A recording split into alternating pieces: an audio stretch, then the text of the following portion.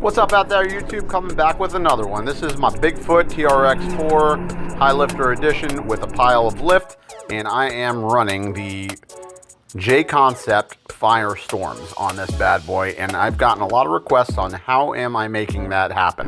So today I'm here to show you. So we're just going to get right into it. This is also brushless powered. I have the VXL in there. I'll show you that here in a little bit. But before we get into that, let's just talk about some of the adjustments I had to make this possible. So first thing I had to do was tighten the preload on the shocks almost all of the way. So basically tighten these down. That takes a lot of the suspension travel out of it, which kind of allows it to perform less like a crawler and more like a monster truck, so there's not a lot of side-to-side suspension travel. The other thing I had to do is I had to figure out a way to get some more lift because the body was rubbing here. I did some very, very minor cutting. I cut just this little angle on the front here.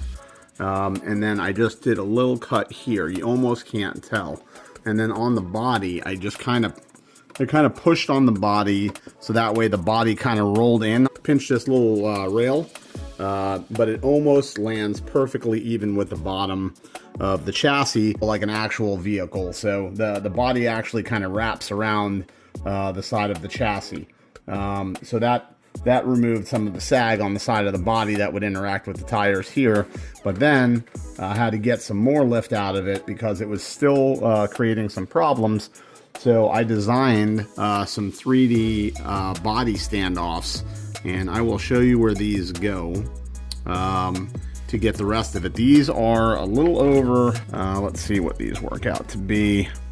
So we got about 8.6 millimeters. This is as much lift as I can get while maintaining the body fitment where it still looked right.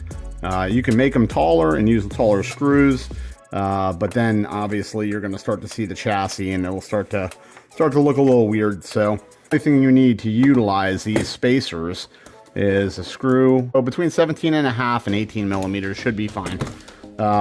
So that's all you need to do this modification. I'll show you where they go. So this is the way the truck will look when you get it. It'll be just flush mounted right to the brackets there, and almost right up against the body. So basically all you'll have to do is take those off and then just pop these bad boys in here like this.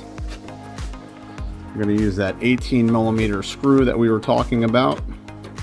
A sprinkle of a little fast forward movie magic installation montage. We'll have both of the brackets installed, and then it just kind of functions the way it normally would. So another challenge we had was trying to get a little extra power in the vehicle. This takes us over to where we installed the Valenian system. We used the stock gearing off of the motor that came with the truck. Basically just pulled it off, swapped it on here, and installed it on there, and this thing runs with just tons of torque now. So more than enough power. So these are the wheel spacers that I decided to go with. It gives the truck some more offset to make sure that they don't rub on the control arms. These are made by Trio. They're plus 5 millimeter. These are a good compromise between the look that I'm going for and function. So it kind of meets it in the middle. They will rub on the control arm a little bit, but I corrected that by just adjusting my endpoints. So the truck has excellent turning radius, still functions just as good as factory.